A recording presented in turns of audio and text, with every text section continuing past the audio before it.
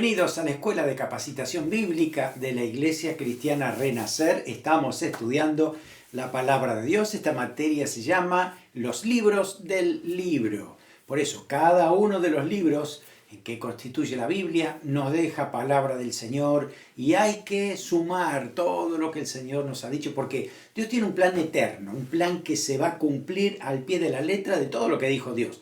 ¿Cómo estamos seguros de eso? Porque se ha cumplido muchísimo de lo que Dios ya ha dicho que se va a cumplir y todo lo que viene como profético también se va a cumplir en su tiempo justo. Así que Dios tiene ese plan.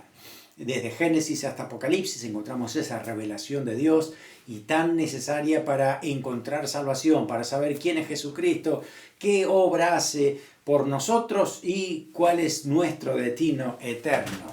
Josué fue una persona que necesitó ser empoderada por Dios, guiado por el Espíritu Santo, pero hay algo que debía hacer Josué. Y dice esto, capítulo 1, versículo 8, «Nunca se apartará de tu boca este libro de la ley, sino que de día y de noche meditarás en él, para que guardes y hagas conforme a todo lo que en él está escrito, porque entonces harás prosperar tu camino y todo te saldrá bien». ¿Tú quieres que te vaya bien en todas las cosas? ¿Sabe cuál es la clave? Leer toda la palabra de Dios, estudiarla, aplicarla a todas, ser obediente a todo lo que dice la palabra de Dios. Si hay algo que a uno le molesta, pues uno tiene que cambiar. Si hay algo que la cultura no le gusta, pues la cultura debería cambiar. Pero la palabra de Dios no se cambia. Así como está, así uno tiene que aplicarla porque es palabra de Dios, su voluntad, su dirección. Así que estudiamos la palabra de Dios.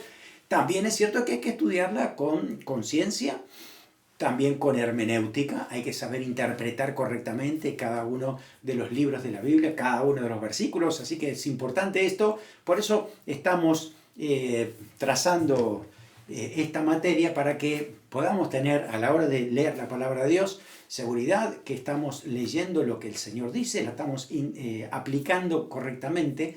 Así que bueno, hoy vamos a estar hablando de Jonás y Miqueas, que pertenecen a los profetas menores. Aquí lo tenemos, entonces, Jonás y Miqueas. Los tenemos, son dos profetas separados en distintas épocas, pero en nuestra Biblia los tenemos juntos, por eso es que los estudiamos uno atrás del otro, ¿no? Para entender entonces mejor todo lo que dice la palabra de Dios en sentido completo, total. Así que estudiamos primero aquí a los libros proféticos. Proféticos tiene que ver con profecía, tiene que ver con lo que Dios nos adelanta de su plan, nos dice las cosas que están pasando y las que van a pasar, que van a venir. Por eso vamos a encontrar que en los libros proféticos tenemos profetas que han escrito muchos capítulos, muchos versículos. Son los profetas mayores, ¿no? Los tenemos desde Isaías hasta Daniel, pero luego entonces desde Oseas hasta Malaquías tenemos los profetas menores, ¿no? Profetas menores. Y particularmente vamos a estudiar hoy a Jonás y a Miqueas, dos profetas menores. Jonás va a predicar a Nínive y Miqueas a Judá, aunque también tiene mucho mensaje para Israel. Las fechas, fíjese, 781, 738, es decir, muchos años después fue Miqueas. Uno estuvo en Gat-Hefer y otro en Moreset de Gat. Son diferentes lugares, uno era en el norte y otro era en el sur. Así que a través de eso nos recordamos, ¿no? Dentro de todos los profetas menores que estamos estudiando para entonces tener el panorama y entender, bueno, aquí los tenemos a estos profetas menores. Hoy vamos a estudiar entonces en primer lugar el libro de Jonás. Jonás es un libro profético, pero también histórico, que tiene mucha aplicación actual para nuestras vidas. Nosotros leemos el libro de Jonás y Dios nos habla de muchas maneras, particularmente a nosotros, a nuestro corazón, ¿no? Para ajustarlo al corazón del Señor. Cuando uno lee el libro de Jonás, más allá de la historia, ¿no? Y a veces hasta humorística que Dios tiene con el profeta Jonás, ¿no? Vamos a conocer más la gracia, el amor de Dios, a veces que son incomprensibles para nuestra razón. ¿Cómo puede ser que Dios ame tanto? Porque nosotros no lo haríamos, pero Dios sí lo hace. Por eso es que nos confrontamos con el Señor, su gracia y amor para toda la humanidad, aún aquellos que se pierden, ¿no? Entonces, De esta manera podemos nosotros poner nuestro corazón en manos del Señor para decir, Señor, que sea como el tuyo, que pueda amar como tú nos amas a nosotros. También podemos entender que a nosotros nos puede pasar a veces, no la misma historia de Jonás, pero sí que Dios puede interrumpir a veces nuestros ministerios, nuestras acciones, nuestro trabajo, proyectos y demás, ¿no? Y encomendarnos a algo que sea diferente a lo que estamos haciendo, y a veces también puede ser difícil de entender, pero debemos tener la fe, la seguridad, la convicción y la obediencia necesaria para decir, si Dios lo dijo, vamos a hacerlo. Dios sabe qué va a hacer y las consecuencias pues se encarga el Señor, ¿no es cierto? Bueno, ¿has leído la historia de Jonás? ¿Has recordado algo de la historia? ¿Qué es lo que más te recuerda de la historia? Sin duda que me imagino que debe ser la historia del gran pez. Algunos le han puesto el nombre de ballena, una gran ballena se tragó a Jonás, pero la verdad es que no dice la Biblia una ballena, dice un gran pez que Dios tenía preparado para Jonás. Quiere decir que a lo mejor era inclusive un pez que Dios había preparado para ese momento y después no existió más, ¿no? Y la verdad es que puede ser eso también, puede ser una ballena. ¿Por qué? Porque para Dios no hay nada imposible. Dios hace milagros, Dios hace cosas extraordinarias y Dios tenía preservado, ¿no?, a este profeta a través de ser transportado por un gran pez, ¿no? Alguien que había escuchado que eso no era posible, que esa historia era ficticia y demás. Y él dice, a ver, yo no solamente creo, ¿no?, que un gran pez se tragó a Jonás, yo también podría creer que Jonás se tragó él mismo a un gran pez, ¿no? Es decir, mi fe me da para creer cualquier cosa que diga la Biblia, porque dice, para Dios no hay nada imposible, así que Dios puede hacer lo que Él quiera. Obviamente tiene que tener sentido, y este sentido es que Dios tenía dirección para el profeta, quería llevarlo al lugar donde Él originalmente le había dicho que tenía que ir. Los liberales han tratado de desprestigiar este libro, diciendo no puede ser, es imposible que un hombre sea tragado por un pez y luego por 3 días y después viva y muchas otras cosas más. Así que ellos dicen vamos a desmitificar, sacarle los mitos al libro de Jonás. Y no está bien, está muy mal esto, porque tenemos que recordar que esto es historia también, esto es profecía y Dios lo ha establecido, ¿no? Así que debemos recordar que esto es una historia verídica. Lo que ha sucedido fue tal cual, así como usted lo lee en la Biblia, pues así es como ha sucedido las cosas, y de esa manera es como nos ha llegado a nosotros la palabra de Dios. Así que necesitamos creerlo, necesitamos encontrarnos con los milagros sobrenaturales de Dios, entender que Dios puede hacer lo que Él quiera. Mire, si el gran Dios, creador del universo, se hizo chiquito, se hizo hombre para estar con nosotros, ¿no? Y el mismo Hijo de Dios también es hijo de hombre, resucitó y hoy está sentado en su trono. Y Dios puede hacer lo que Él quiera, lo que Él quiera. Así que ahí estamos leyendo, estudiando el libro de Jonás, lo creemos así como se escribe y así también aprendemos que tenemos mucha historia para nosotros, ¿no? De qué manera someternos a Dios. Muy bien, ¿quién escribió el libro de Jonás? Pues el mismo Jonás es la persona, el profeta que ha también redactado este libro. Hay muchas tradiciones que no están en la Biblia en cuanto a quién era Jonás. Inclusive algunos dicen que podía haber sido hijo de la Sulamita, donde Eliseo había estado presente. Bueno, no se sabe eso, la verdad. Pero sí sabemos que fue un profeta de Dios, y por la historia y por los tiempos probablemente haya sido un discípulo o un seguidor, o por lo menos que haya compartido algún tiempo con el profeta Eliseo. Recuerden ustedes que Eliseo tenía una escuela de profetas, no dice que estaba ahí Jonás, pero los tiempos podrían dar, ¿no?, o darían la posibilidad de que Jonás haya escuchado alguna vez a Eliseo, haya compartido y visto, ¿no? De hecho, un profeta en ese momento trataba de buscar y encontrar algún otro profeta, alimentarse espiritualmente, animarse, ¿no?, y demás. Así que probablemente eso podría haber pasado. Vamos a la Biblia y encontramos un pasaje paralelo de Jonás. Jonás sí aparece en otro versículo, aparece en el segundo libro de Reyes, capítulo 14, versículo 25. Y ahí dice, habla de Jonás, dice que era hijo de Amitai, como dice también el libro de Jonás, y cuando uno empieza a investigar se encuentra que, bueno, ahí la Biblia dice que era de Gat-Hefer.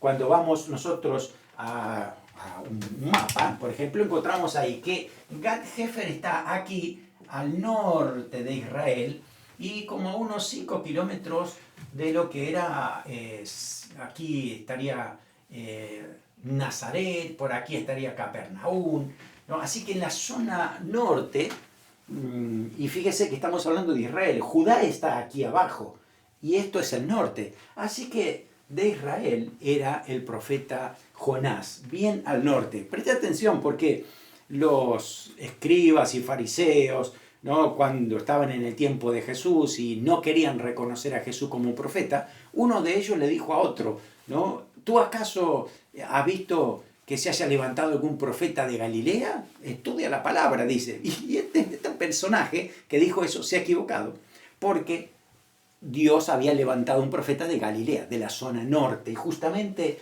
era este profeta que estamos estudiando, era Jonás. Así que Jonás era del norte de Israel y profetizó en esa parte en un tiempo que era bastante bueno para Israel. Esa zona entonces está ubicado muy cerca de la tribu de Zabulón, arriba, bien del norte. Bueno, ¿en qué época de los reyes profetizó Jonás? Profetizó durante el reinado de Jeroboam II. En Israel hubo 2 Jeroboam.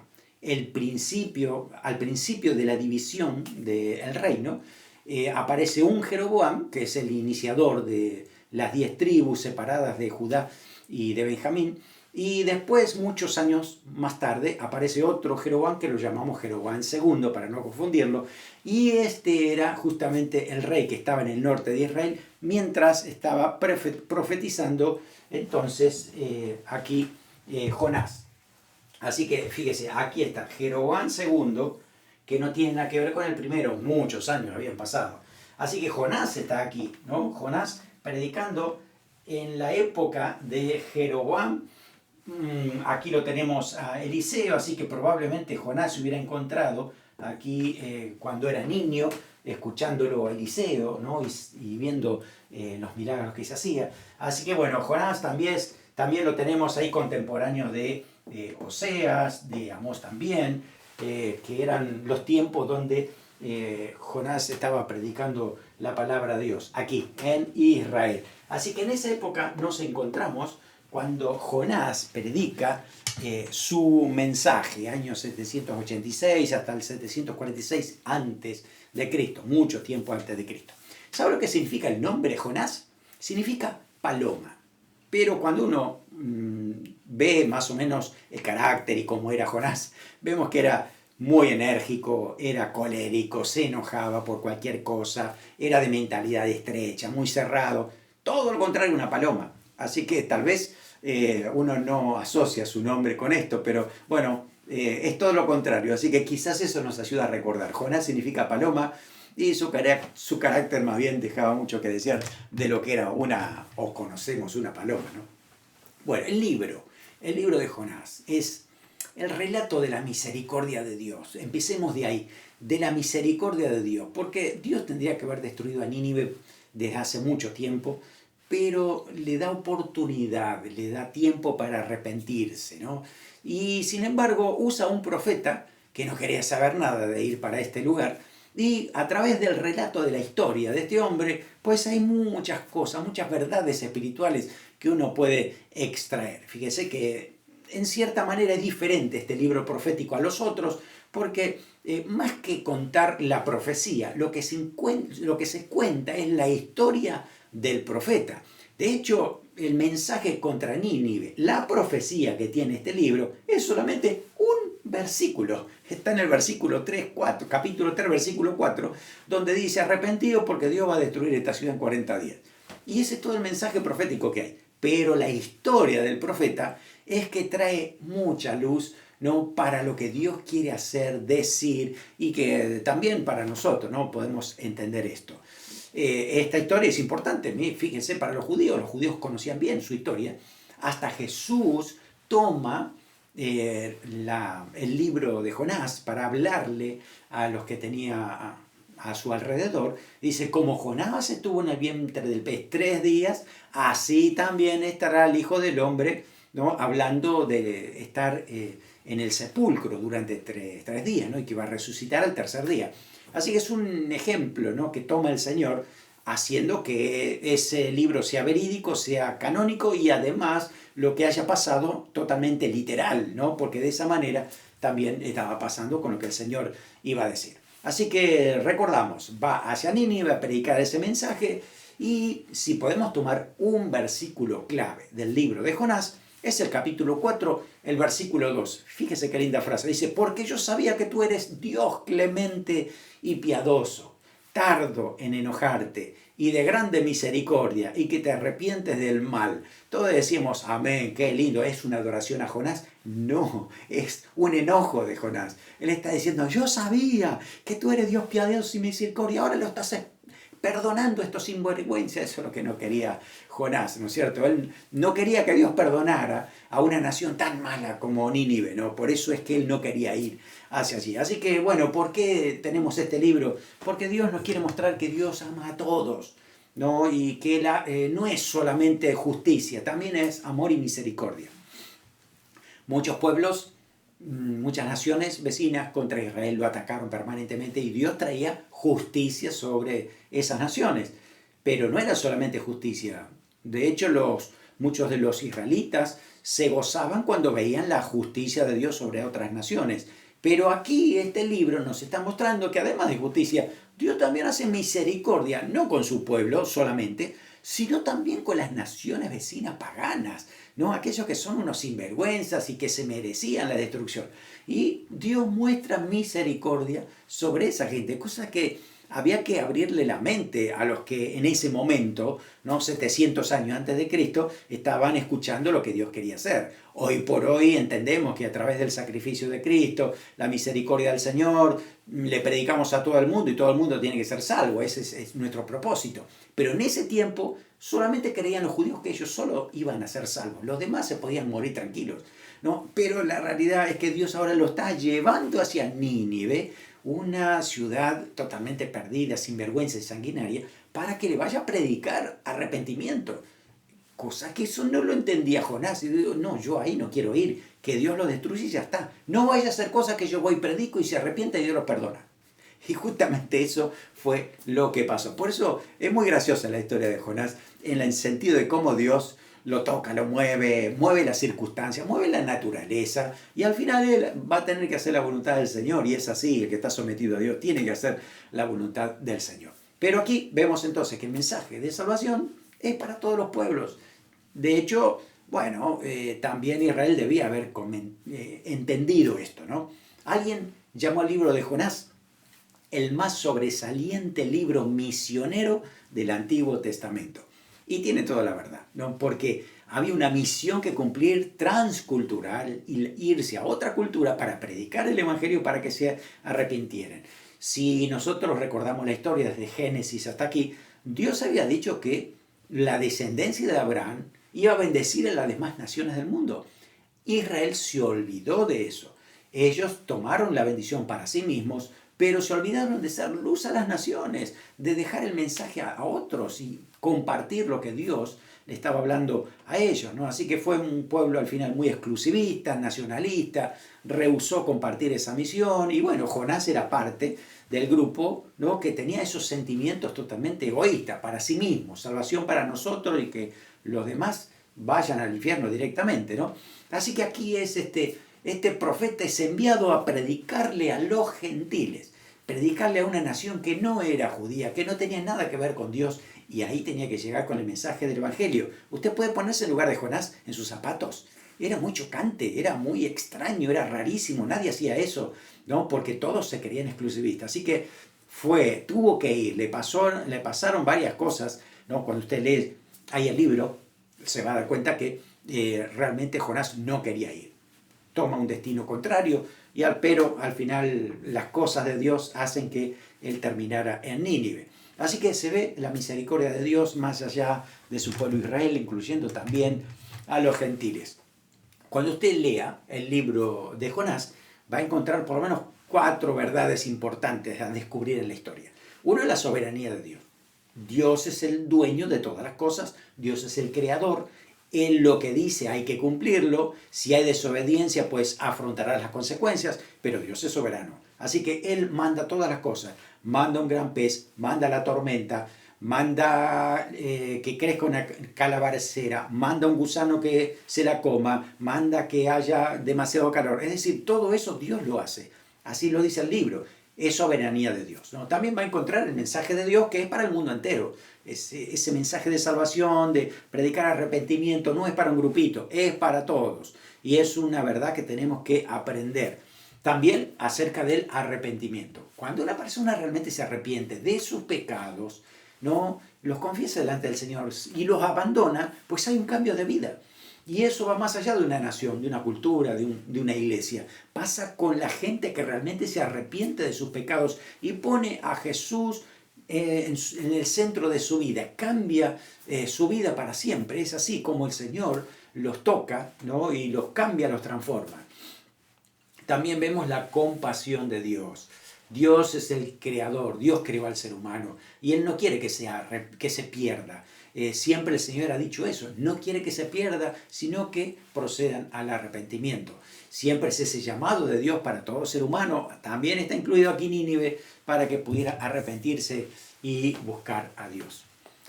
Muy bien, antes de leer el libro de Josué, también es necesario conocer el contexto histórico de lo que estaba pasando para entender mejor todo lo que estaba sucediendo en ese momento.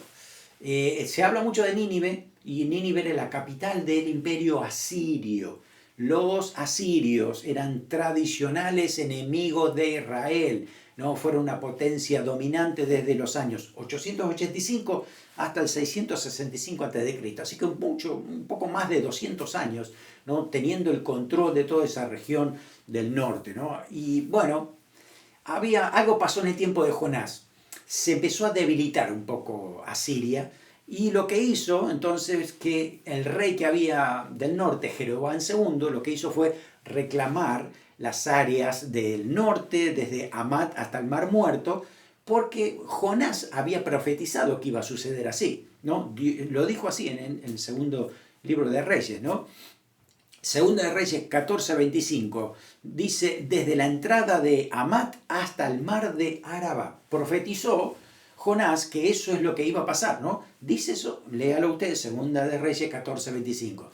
Dios cumple eso, ¿no? Porque tuvo misericordia, ¿no? El segundo libro, vamos a leerlo, mire, segundo libro de Crónicas, segundo libro de Reyes. Segundo libro de Reyes, capítulo 14, versículo 25. Dice, hablando del reinado de Jeroboam II, restauró los límites de Israel desde la entrada de Hamat hasta el mar de Arabá, conforme, escuche, a la palabra de Jehová Dios de Israel, la cual él había hablado por su siervo Jonás, hijo de Amitai, profeta que fue de Gat-Hefer. Y no se dice más nada de Jonás, solamente se dice eso, que Jonás había predicado esto que Dios había dicho. Desde ahora adelante, de la entrada de Hamat hasta el mar de Arabá, será el territorio de Israel. Y cuando vieron que Dios empezó a cumplir con esto, claro, imagínense, todo el mundo estaba contento con Jonás. ¿No? Jonás era el que había profetizado esta expansión del reino, ¿no? Fíjese, acá tenemos un mapa de cómo era en los tiempos de Joacás y Joás. Hasta aquí llegaba Israel, ¿no? ¿Usted nota ahí? Esto era Israel, la parte del norte, solamente, ¿no? Ahí estaba Judá. Pero ahora, después de la profecía de Jonás, entonces, estamos viendo que Israel no solamente ocupa esta parte, sino esto, miren, hasta aquí arriba, todo esto, y hasta aquí abajo, todo esto, cómo se expandió. Estábamos diciendo, si este pedacito que está aquí sería más o menos esto de acá. Todo esto fue profetizado por Jonás, e Israel obtuvo todo ese territorio. Eso implicaba también que había prosperidad, porque toda esta gente, todos los que vivían aquí, tenían que pagar impuestos, ¿no? Y entonces Israel empezaba a crecer, ya había un poco más de prosperidad en el pueblo, y todo era gracias a Jonás, porque él había profetizado eso. Así que Jonás se sentía el rey, ahí, era el que había sido usado por Dios, y todo el mundo seguramente estaría muy contento y amaban a Jonás, ¿no? De repente ahora, después de unos 8 años de haber predicado todo esto, Dios le dice, ahora deja todo esto hermoso que te está pasando y vete a Nínive a predicar. wow, eso es un shock para Jonás. Estoy bien acá, estoy predicando, hay prosperidad, mire todo lo que hemos abarcado. Y ahora yo voy a predicarle a los asirios que viven acá arriba para que se arrepientan. Si ellos se llegan a arrepentir, Dios los va a perdonar y Dios no los va a castigar. Entonces, ¿qué puede pasar? Que después ellos vengan y nos ataquen a nosotros. Yo no puedo predicar eso, decía Jonás. Yo no voy a predicar arrepentimiento. Yo quiero que Dios los destruya. No existen más. Así seguimos bien como estamos, ¿no? Esa era la idea de Jonás. Así que bueno, los mapas nos dicen que la cosa parece que iba muy bien en los tiempos de Jonás. Y entonces, bueno, a través de esto, Dios ya le había mostrado lo que iba a suceder. También Jonás debería haber sabido lo que era que Dios iba a destruir Samaria, ¿no? Por medio de los asirios, 60 años más tarde, ¿no? Porque eso era lo que iba a pasar y ya había profecías de que Israel iba a ser entregado a los reinos del norte. Así que ya con ese miedo, entonces no vamos a predicarle a Siria, ¿no? De ninguna manera arrepentimiento. Por eso es lo que estaba pensando Jonás, ¿no? Así que después que Jonás anuncia la prosperidad de Israel y demás, había que ir hasta Nínive. Así que Jonás es llamado por Dios, ¿no? Para levantarse, dirigirse a la ciudad de estos temidos y odiados enemigos de los judíos, estos asirios. Estaban a 1280 kilómetros o 795 millas de distancia hacia el este. Esta ciudad, ¿no? Aquí tenemos acá un mapa, fíjese, acá se encontraba, aquí estaba, ahí estaba, en Israel estaba Jonás. Y Jonás tenía que ir hasta Nínive. Aquí había entonces unas 780 millas. Pero Jonás, según lo que dice el primer capítulo, no quiso ir, no quiso predicar, no quiso que esta gente se arrepintiera con el mensaje. Así que fíjese que tenía fe Jonás, tenía fe. Él sabía que iba a predicar el mensaje y si se arrepienten, ¿y después qué hacemos? Y era un gran avivamiento, mejor no voy, dijo, ¿no? Entonces, a partir de ahí, él dijo, me voy a Tarsis. Y se suponía que Tarsis era lo que hoy conocemos como España, ¿no? ¿No es cierto? Así que en algún momento apareció aquí, ¿no? Esta gran tempestad y fue ahí donde entonces es llevado por el gran pez, vomitado en la costa. Algunos piensan que podría ser en esta costa aquí. Entonces desde aquí fue otra vez, ahora sí fue hacia Nínive para predicar. Así que ahí lo tenemos entonces a Jonás, evidentemente profetizado, movido por Dios para que lleve el mensaje. No quería ir, pero no le quedó otra porque vio que Dios era el que lo estaba conduciendo hacia ese lugar. Bueno. También tenemos que saber que Asiria era una ciudad muy corrompida, una ciudad muy mala. Si usted busca ilustraciones que son de esa época, ¿no? Es decir, las ilustraciones muestran frescos en la pared, esculturas y demás, ¿no? Y aquí tenemos, por ejemplo, esto que muestra a guerreros asirios que estaban desollando a sus enemigos. Fíjese lo que hacían estos asirios. Tomaban cautivos a otros enemigos y los ponían, los colgaban en la pared y le quitaban la piel a la gente. Era terrible. Acá dice que, aquí son hebreos empalados durante la toma de Laquish, ¿no? Lo ponían sobre un palo alto y los clavaban allí hasta que se morían. También ellos decapitaban a los enemigos, ponían sus cabezas en la entrada de la ciudad, como dice este dibujo. Aquí hay también otra escultura donde mutilaban a los conquistados arrancándole las manos, los pies, los ojos, la cabeza. Fíjense, aquí se nota un poco lo que hacían. Así que uno viendo todo esto dice, wow, realmente si yo fuera Jonás ni loco iría a predicar tampoco, ¿no? Porque es gente muy sanguinaria, muy sinvergüenza. Yo no sé si inclusive no me van a quitar la vida, siendo que pertenecía a otra nación enemiga, ¿no? Entonces, bueno, tenía sus temores tal vez en eso, pero Jonás al principio era, yo no quiero ir para que esa gente se arrepienta, yo no quiero ir a predicarle, ¿no? Así que aquí Nínive era una ciudad muy mala, era pecadora, era sanguinaria, era terriblemente mala, ¿no? Así que bueno, Dios nos está mostrando que si Dios podía perdonar a Nínive, entonces podía perdonar también a su pueblo si se arrepentía. podía perdonar a Nínive si se arrepentía. Entonces también podía perdonar a cualquier otro pueblo que se arrepintiera, ¿no? Así que eso fue lo que Dios le mostró. A ver, hago una cronología como para recordar fechas, ¿no? Aquí está el rey Jeroboam II, sube al trono y Jonás empieza a profetizar, 793 a.C. Paralelamente, en el trono de Judá está Usías, ahí también sabemos que estaba Isaías en esa época. Jonás empieza a predicar en Nínive, aparecen varios reyes que estaban en el trono de Asiria, hasta que, bueno, Jonás termina su ministerio en el 753, ¿no? Y que, bueno, hasta ahí tenemos entonces la historia de Jonás. Si hacemos una estructura del libro de Jonás, tenemos entonces los 4 capítulos que son casi los 4 subtemas que salen de este libro. El primer capítulo, Jonás huye.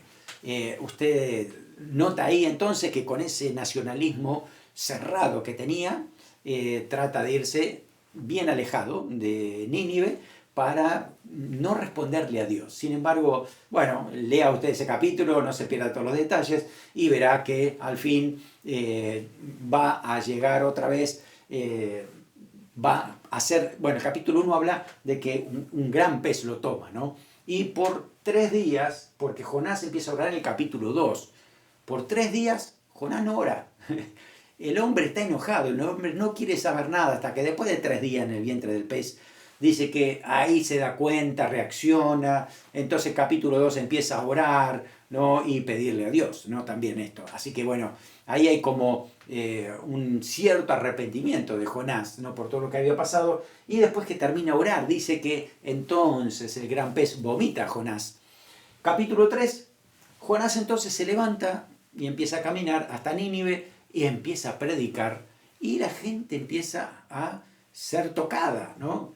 Parece que hay algunas leyendas que decían que Nínive esperaba que en algún momento viniera un dios desde las aguas, ¿no? Que del mar saliera. Y justamente, bueno, sale Jonás del agua, entonces quizás eso haya tocado un poco más a los asirios, ¿no? Para que se arrepintieran. Y bueno, llegó hasta el oído del rey y realmente se arrepintieron. Se arrepintieron y bueno, entonces Jonás, ¿qué hace? Capítulo 4, Jonás va y se sienta frente a la ciudad para ver si Dios la va a destruir o no. Él quería que Dios destruyera la ciudad, pero no pasó el tiempo y nada, y empezó a enojarse. Así que Dios usa ahí un pequeño arbusto, un árbol que crece rápidamente y luego se seca, para mostrarle entonces la compasión de Dios que tiene sobre esa ciudad tan grande, ¿no? Una ciudad donde había mucha gente, pero también animales y demás, y uno dice, ¿cómo no voy a tener misericordia si se arrepiente? Así que aquí es donde Jonás tiene que aprender. La verdad es que no conocemos más la historia, ahí termina la historia de Jonás, pero nos deja esta enseñanza, ¿no? La idea de que el Señor tiene compasión, el Señor quiere rescatar a las personas que hoy por hoy parecen rebeldes. Inclusive hay personas que tú y yo tenemos como enemigos por ser evangélicos, por ser cristianos. Y de pronto Dios quiere ganarlos, quiere que sean salvos, y tal vez nosotros tenemos todavía algún resentimiento contra esas personas, y la verdad es que tenemos que perdonar y tener el mismo corazón del Señor para ser compasivos sobre toda persona, para que ellos también encuentren salvación. Así que este libro nos habla mucho, nos habla de la misericordia de Dios y que nosotros deberíamos tener el mismo corazón del Señor para ser misericordiosos con otros como el Señor lo ha hecho con nosotros. Quedémonos con el versículo clave de Jonás. Porque sabía yo que tú eres Dios clemente y piadoso, tardo en enojarte y de grande misericordia, y que te arrepientes del mal. Eso es una gran verdad que la sabía ya Jonás, sabía que esto iba a pasar. Pero bueno, la situación es que esto es justamente lo que Dios quería enseñarle, ¿no? Y que Dios también nos sigue enseñando a nosotros. Amén, muy bien. Vamos a ver el otro libro. El otro libro es el libro de Miqueas. Qué lindo libro también de Miqueas, porque también nos habla del corazón del Señor, enfocado de otras maneras, ¿no? Así que bueno, estamos hablando de Miqueas, un profeta que va a ser contemporáneo de Isaías, de Oseas, Así que estamos hablando un poco más tarde de lo que era Jonás, pero también allí compartiendo el último tiempo de Isaías, pero también con Oseas, ¿no? Así que bueno, hay profecía, hay juicio, tanto para Judá como para Israel.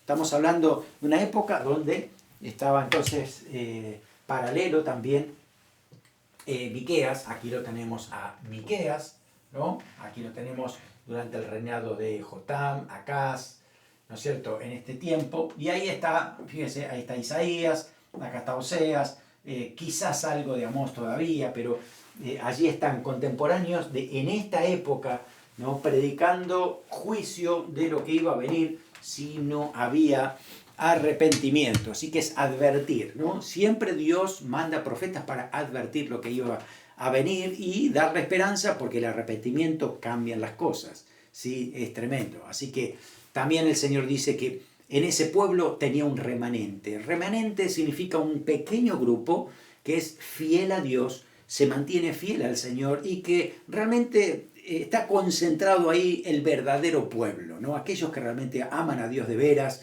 y Dios cuida a ese grupo, siempre lo preserva, ¿no? A pesar de que todos los demás sean pecadores, siempre hay un grupo que Dios preserva.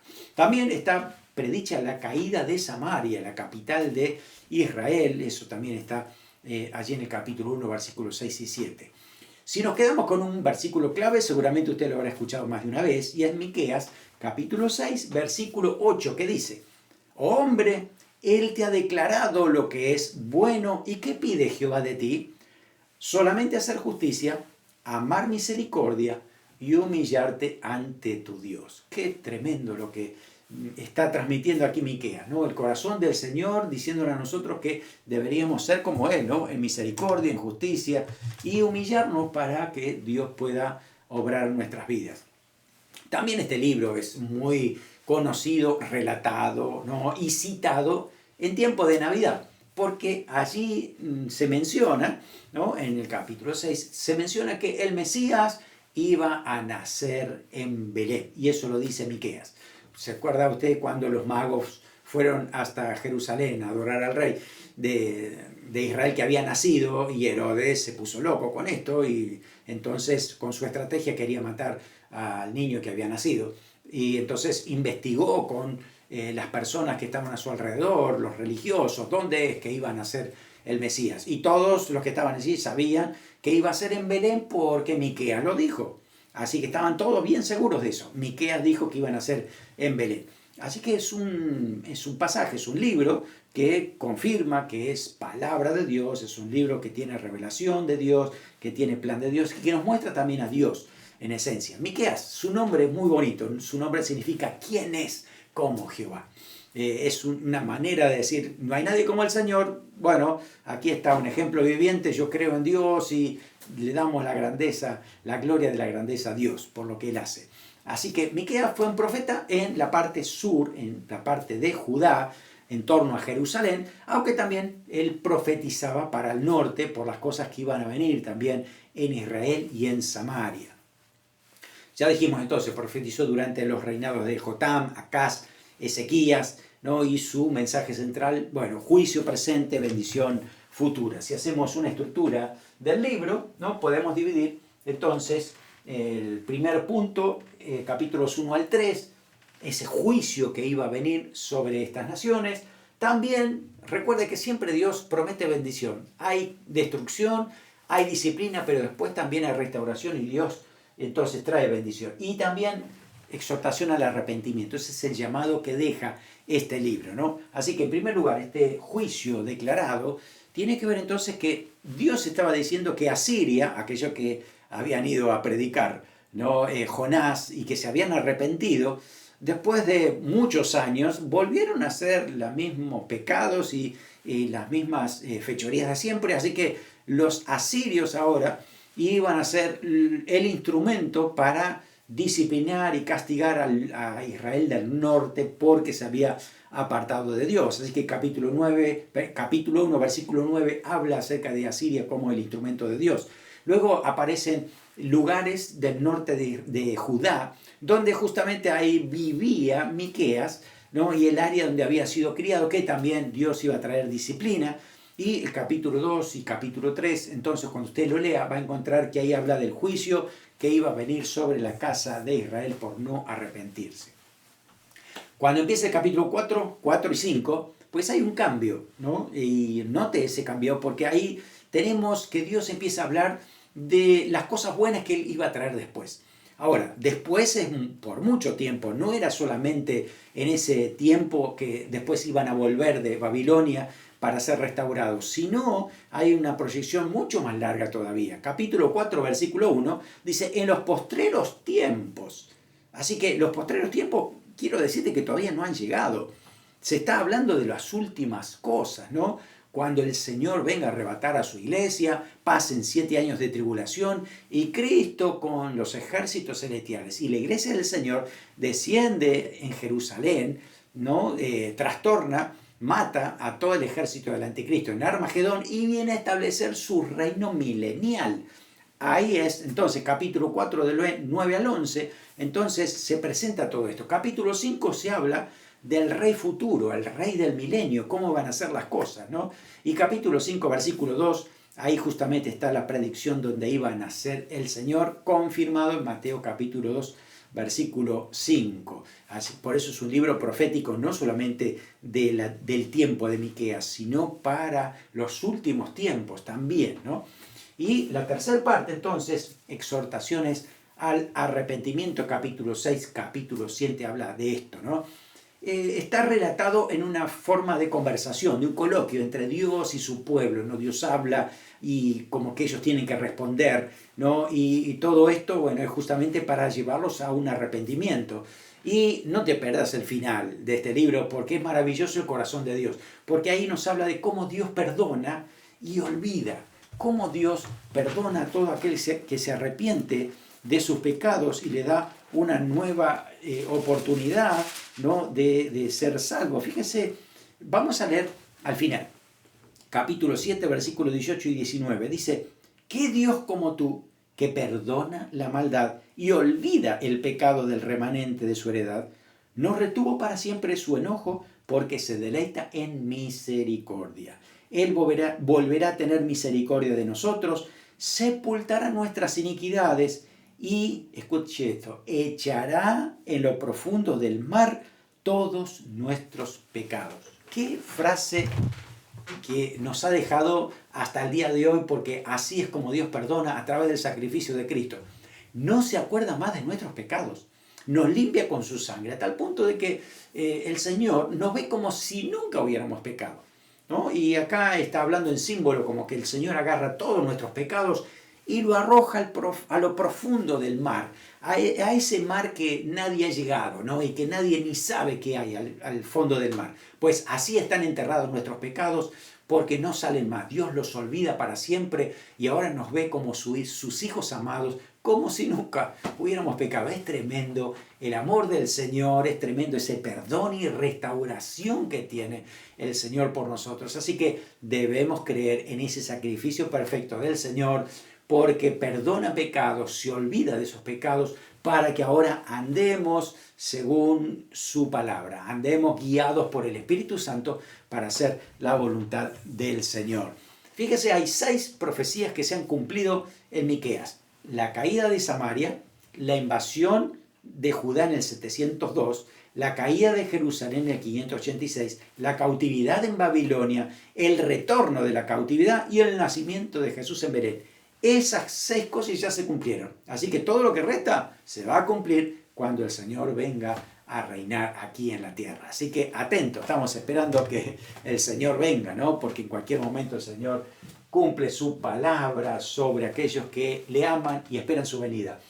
Miqueas 6:8, hombre, Él te ha declarado lo que es bueno. ¿Y qué pide Jehová de ti? Solamente hacer justicia, amar misericordia, humillarte ante tu Dios. Esto es posible por Jesucristo. El Señor Jesús nos ha perdonado nuestros pecados, nos ha rescatado, nos ha dado vida nueva y el Espíritu Santo viene a morar dentro de nosotros. Así que el Espíritu Santo hace posible que nosotros actuemos con justicia, hace posible que tengamos misericordia como Dios la ha tenido con nosotros y que estemos humildes delante del Señor siempre. Gracias a Dios por su obra perfecta. que ha hecho por nosotros. Bueno, recordemos, a ver, verdaderos y falsos. Primero, ¿qué piensa? Jonás no quería predicarle a los de Nínive porque pensaba que lo matarían, entonces decidió tomar un crucero a un lugar más tranquilo.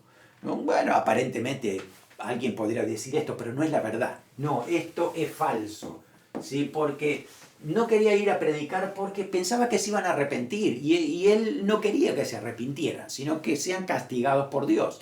Por eso se alejó para huir de la presencia de Dios. Y ridículo, ¿no? Porque ¿quién se puede esconder de Dios? Bueno. Segundo, los asirios eran bastante amables con sus enemigos. ¿Recuerda la foto que vimos aquí? Bueno, es todo lo contrario. No eran nada amables. Eran unos sanguinarios terribles. Así que si Dios puede perdonar a estos que se arrepienten, perdona a todo el mundo que se arrepiente de sus pecados y cree en el Señor Jesucristo. Tercero, Jonás significa ballena debido a que estuvo 3 días en su vientre. ¿Eso era lo que habíamos dicho que significaba? No, era otra palabra. Era todo lo contrario a lo que era el carácter de Jonás.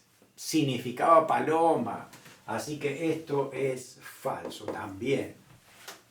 El libro de Jonás es totalmente simbólico. ¿Te parece que era así como lo estudiamos? ¿O realmente es un libro histórico y verídico de lo que sucedió?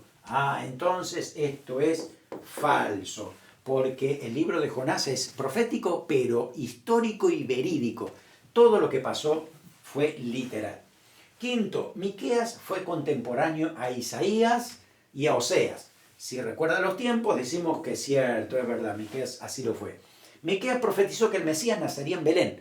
¿Fue en Belén o en Nazaret? No, fue en Belén, exacto, muy bien. Fue ahí, en Miqueas tenía la profecía justa. 7. Dios traería juicio a Israel a través de Asiria. Cierto, es verdad, sobre aquellos asirios que alguna vez se arrepintieron por el mensaje de Jonás, pero que volvieron a sus pecados, al final fueron los que tomaron cautivo a Israel del norte. 8. Miqueas dice que Dios perdona, pero no se olvida de las transgresiones, ¿no? Miqueas dice que es así, ¿no? Miqueas dijo que Dios perdona, pero no olvida. No, esto es falso. Al contrario, decía que Dios se olvida de nuestros pecados, los arrojó al fondo del mar y no se acuerda más. Gracias al Señor por lo que Él es, porque Dios es nuestro Salvador, el Señor Jesús nos ha salvado, nos ha dado vida eterna y dámosle gracias al Señor. Por eso oramos. Gracias te damos, Señor. Gracias por estos libros proféticos, profetas menores, que nos enseñan de tu corazón, nos enseñan cómo eres tú, cómo andar, Señor, como tú quieres que andemos. También cómo a veces nos corriges si nosotros nos deslizamos, porque quieres lo mejor para nosotros. Señor, también como tú amas al pecador, como tú le das oportunidades de arrepentimiento y también quieres que nosotros tengamos el mismo corazón que tienes tú. Un corazón misericordioso, perdonador, restaurador, con deseo de que otra persona también alcance salvación. Señor, úsanos para que podamos alcanzar a los que están a nuestro alrededor con tu palabra, con tu mensaje, con un testimonio digno de ese mensaje que estamos llevando. Señor, oramos para que tu palabra permanezca en nosotros, Señor, eche raíz, produzca fruto y podamos, Señor, realmente reflejar lo que tú eres en nuestras vidas. En el nombre de Jesús. Amén. Amén. Que el Señor te bendiga ricamente.